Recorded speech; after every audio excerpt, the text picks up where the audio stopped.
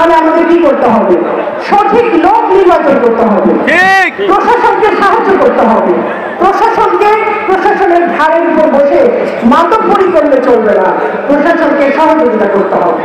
এখানে লক্ষ্মীপুর 24 বিশ্বজুড়ে লক্ষ্মীপুর।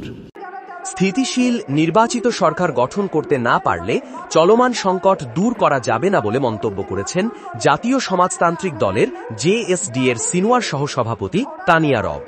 সোমবার 29 সেপ্টেম্বর সন্ধ্যায় লক্ষ্মীপুরের রামগতিতে জাতীয় যুব পরিষদের 40তম প্রতিষ্ঠা বার্ষিকীর আলোচনা সভায় প্রধান অতিথির বক্তব্যে তিনি কথা বলেন। আলেকজান্ডার সরকারি মডেল পাইলট উচ্চ বিদ্যালয় প্রাঙ্গণে এ আয়োজন করা হয়।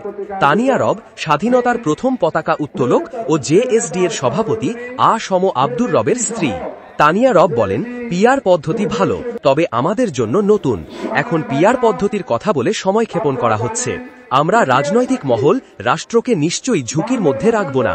রামগতি উপজেলা যুব পরিষদের সভাপতি হান্নান হাওলাদারের সভাপতিত্বে ও রামগতি পৌর যুব পরিষদের আহ্বায়ক বাছেত আলম বাবরের সঞ্চালনায় এতে বিশেষ অতিথির বক্তব্য রাখেন জেএসডি এর যুগ্ম সাধারণ সম্পাদক অ্যাডভোকেট সৈয়দ বেলায়েত হোসেন বেলাল, জেএসডি এর রামগতি উপজেলা সভাপতি গিয়াসউদ্দিন, সাধারণ সম্পাদক লোকমান হোসেন বাবলু ও সাংগঠনিক সম্পাদক আলমগীর হোসেন প্রমুখ।